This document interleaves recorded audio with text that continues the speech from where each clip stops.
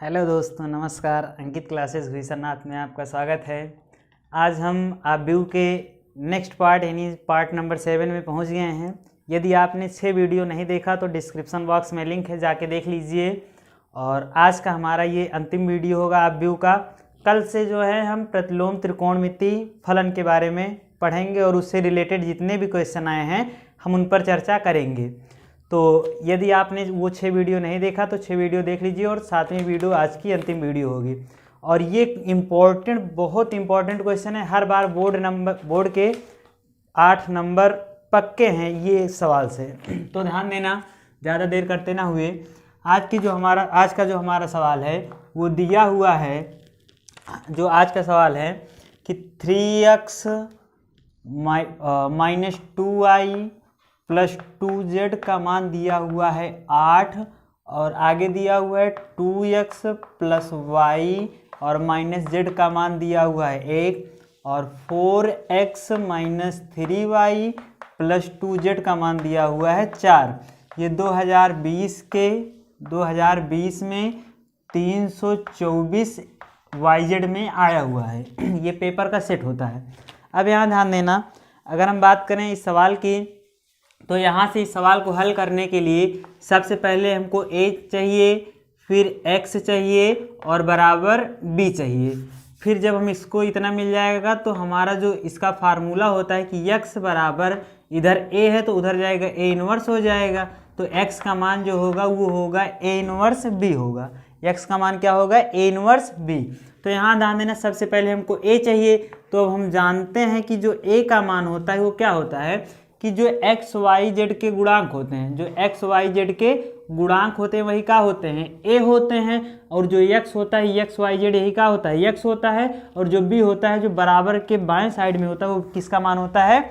b का। अब यहाँ ध्यान देना, अगर हम a की बात करें तो चिन्ह के साथ लिखा जाएगा। ध्यान देना, यहाँ पे 3 है, यहाँ पे -2 है, 3 है, यहाँ पे -2 है और यहाँ पे 2 है। उसी तरह इसमें देखो, यहाँ पे 2 है और यहाँ पे 1 है और यहाँ पे क्या है? -1 है। उसी तरह यहाँ पे देखो क्या है? 4 है, यहाँ पे -3 है और यहाँ पे 2 है।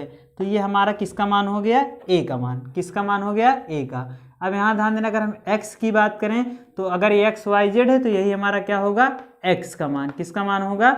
x का। अब यहाँ ध्यान देना, अगर हम बराबर b की बात करें तो जो b होता है बराबर के बाएं साइड वाले को हम b का मान देते हैं। तो 8 1 4, 8 1 और 4। अब यहाँ ध्यान देना, हमको अब क्या चाहिए? a मिल गया, x मिल गया और ये b मिल गया। ध्यान देना, ये जो x बोल रहे हैं ये कैपिटल में है और ये वाला x स्मॉल में है। अब यहाँ ध्यान देना, अगर हम ax बराबर b हमको मिल गया, अब हमको क्या चाहिए? a का मान चाहिए। तो a मिल गया, a इनवर्स अब चाहिए। तो a इनवर्स का जो फार्मूला होता है हम पढ़ के हैं कि 1/mod a into adjoint a, 1/mod a into adjoint a। अब यहाँ ध्यान देना, अगर हम mod a की बात करें, किसकी बात करें? mod a की, तो mod a का मान हम पढ़ के आए हुए हैं। क्या पढ़ के आए हुए हैं कि जो इस आव्यूह में a11 होगा, a11 ये हमारा क्या है? a11 है, ये a12 है और ये a13 है। ये a11 a12 a13 का होता है। यदि आप नहीं समझ पा रहे हो तो डिस्क्रिप्शन बॉक्स में लिंक है, वो वीडियो देख के तब ये वीडियो देखना। अब यहाँ ध्यान देना, अगर हम बात करें इस mod a की मान तो सबसे पहले हमको क्या चाहिए? a11 चाहिए। तो a11 की जगह पे कितना है? 3 है।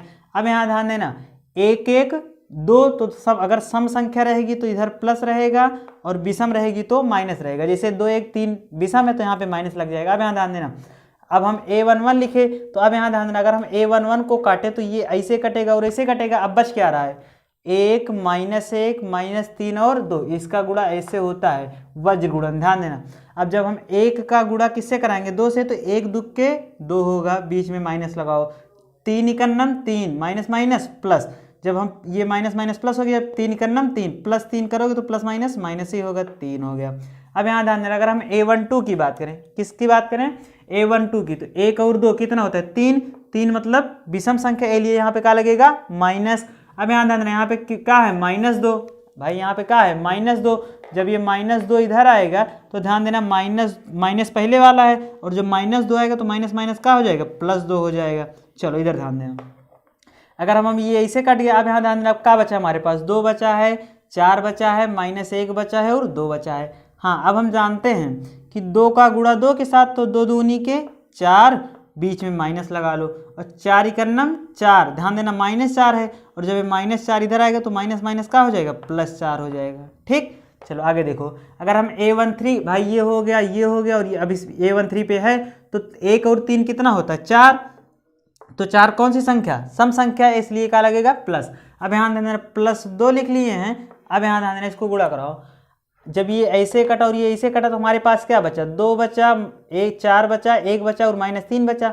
अब 2 तिहाई के 6, मतलब कितना होगा, -6 भाई, 2 तिहाई के -6, यहाँ पे माइनस है इसलिए -6, बीच में माइनस लगा लो, 4 इकन्नम 4, 4 इकन्नम 4। अब यहाँ ध्यान देना, अगर हम इसको और आगे सॉल्व करें तो जो हमारा मॉड A का मान होगा, 3 में से 2 गया -1, और -1 का जब हम 3 से गुणा कराएंगे तो -3, भाई -1 माइनस प्लस माइनस, और एक तिक के 3 हो गया, 4 4 8, 8 दूनी के 16 हो गया। चलो इधर आओ, 6 4 10, 6 4 10, -10 और -10 माइनस प्लस माइनस माइनस, और 10 दूनी के 20 हो गया। चलो अगर हम इसको और सॉल्व करें तो 20 20 3 23, -23 है, और -23 में से 16 घटा दो तो कितना आ जाएगा, -7 आ जाएगा। कितना आ जाएगा, -7। अब यहाँ ध्यान देना, जो हमारा मॉड A का मान मिला वो कितना मिला, -7। अब हमको पता है कि मॉड A मिल गया, अब हमको क्या चाहिए, एडजॉइंट A। क्या चाहिए, एडजॉइंट A।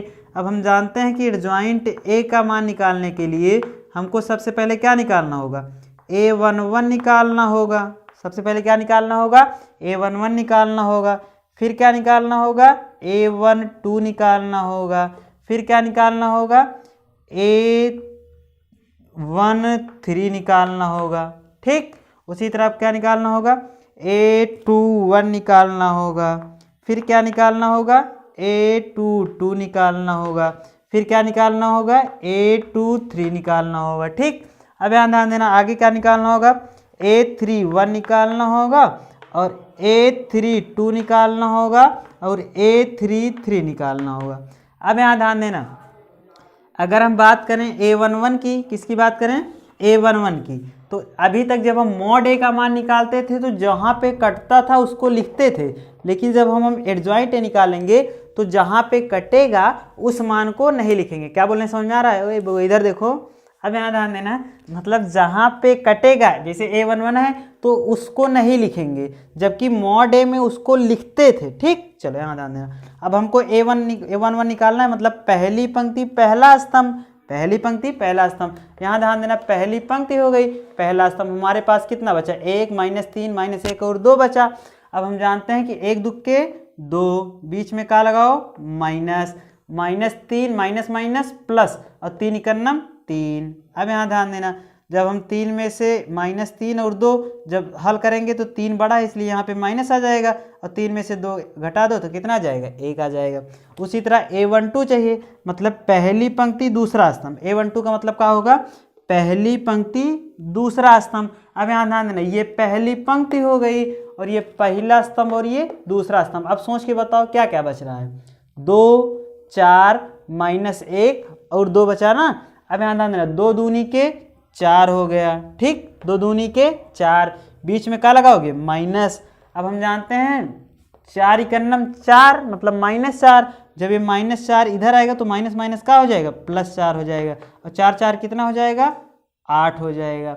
उसी तरह अगर हम A13 की बात करें तो पहली पंक्ति तीसरा स्तंभ, क्या होगा बुआ, पहली पंक्ति तीसरा स्तंभ। अब यहाँ ध्यान देना, अगर हम पहली पंक्ति हो गई हमारी, अब तीसरा स्तंभ चाहिए, तो पहला स्तंभ दूसरा स्तंभ और तीसरा स्तंभ। अच्छा, अब इधर देखो और सोच के बताओ क्या क्या बच रहा है, 2 बच रहा है, 1 बच रहा है, 4 बच रहा है, -3 बच रहा है। अब हम जानते हैं गुणा करने में से वज्र गुणन होता है, तो 2 जाएगा 3 के पास, तो 3 दूनी के 6, -6, क्यों, क्योंकि यहाँ पे माइनस है, बीच में माइनस लगा दो, 4 इकन्नम 4 हो गया। अब यहाँ ध्यान देना, अब इसको सॉल्व कर लो, -6 और -4 कितना हो जाएगा, -10 हो जाएगा।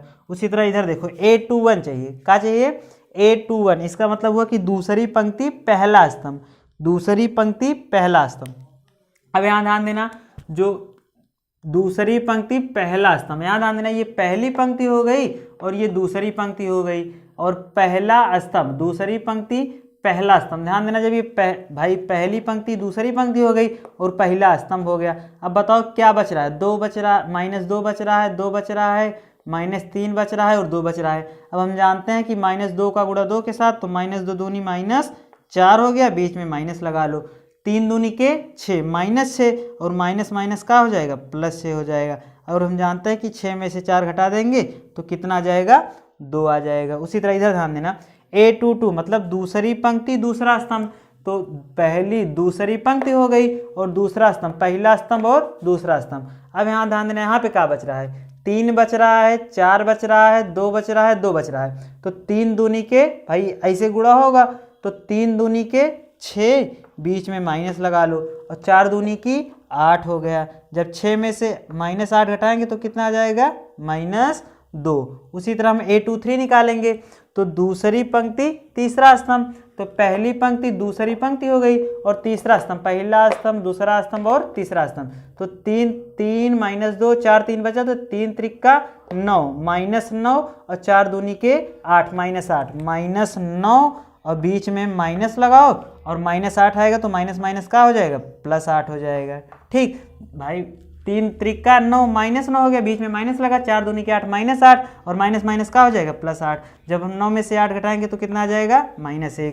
अब जब हम A31 निकालेंगे तो तीसरी पंक्ति पहला स्तंभ, तीसरी पंक्ति पहला स्तंभ, तो पहली दूसरी तीसरी पंक्ति हो गई और पहला स्तंभ। हमारे पास ये -2 2 1 -1 बचा, तो -2 का जब -1 से गुणा कराएंगे तो माइनस माइनस प्लस और 2 1 2 हो जाएगा, बीच में माइनस लगा लो। अब यहाँ ध्यान देना, 1 दुक्के के 2, जब 2 में से 2 घटाएंगे तो कितना आ जाएगा, 0 हो जाएगा। अब A32 चाहिए, तीसरी पंक्ति दूसरा स्तंभ, तो पहली दूसरी तीसरी पंक्ति हो गई और दूसरा स्तंभ मतलब पहला स्तंभ और दूसरा स्तंभ। अब यहाँ ध्यान देना, 3 बचा, 2 बचा, 2 बचा, -1 बचा, तो 3 1 3 मतलब -3 हो गया, बीच में माइनस लगा लो, 2 दूनी के 4 हो गया। जब हम 3 में से 4 घटाएं मतलब -4 और -3 कितना हो जाएगा, -7 हो जाएगा। उसी तरह क्या चाहिए, A33 चाहिए, तीसरी पंक्ति तीसरा स्तंभ, तो पहली दूसरी तीसरी पंक्ति हो गई और पहला दूसरा तीसरा स्तंभ हो गया। तो अब हम जानते हैं कि हमारे पास बच का रहा है 3 2 -1 और 2।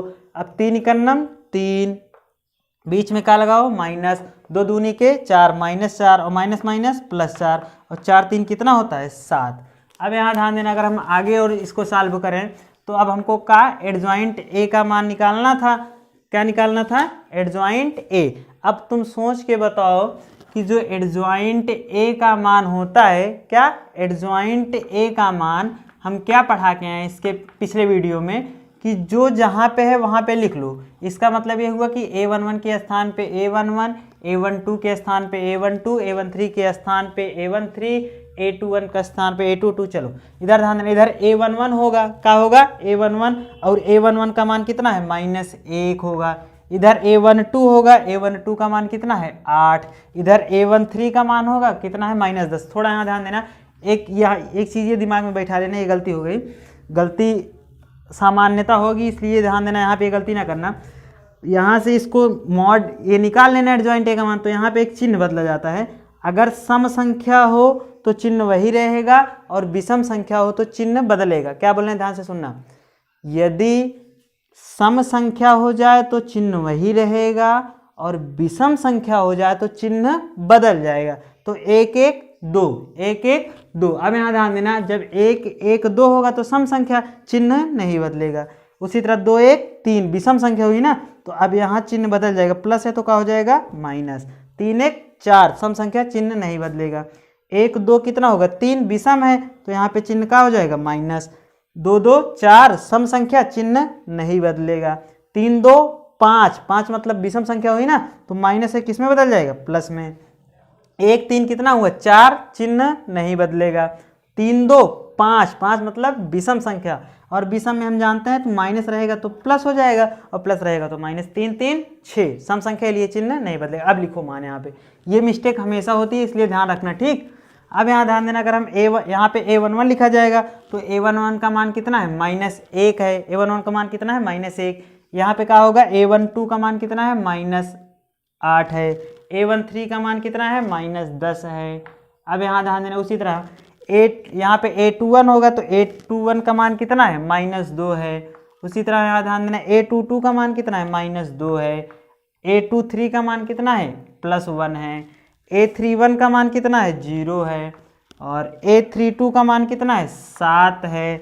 और a33 का मान कितना भी है, 7। ठीक, अब यहाँ ध्यान देना, इस पर डैश लगता है। क्या लगता है, डैश। डैश लगाओ या चाहे टी लिखो, दोनों का मतलब होता है ट्रांसपोज यानी परिवर्त। तो परिवर्त का मतलब होता है परिवर्त का कि पहले पंक्ति को पहले स्तंभ में, दूसरी पंक्ति को दूसरे स्तंभ में और तीसरी पंक्ति को तीसरे स्तंभ में। इसका मतलब ये हुआ कि ये पहली पंक्ति है तो ये किस में बदल जाएगी, पहले स्तंभ में। तो यहाँ ध्यान देना, जब ये पहली पंक्ति किस में बदल जाएगी, पहले स्तंभ में, तो ध्यान देना ये -1 पहली पंक्ति ये पहले स्तंभ में बदल जाएगी। तो -1 ऊपर चला जाएगा और -8 नीचे चला आएगा और -10 नीचे चला आएगा।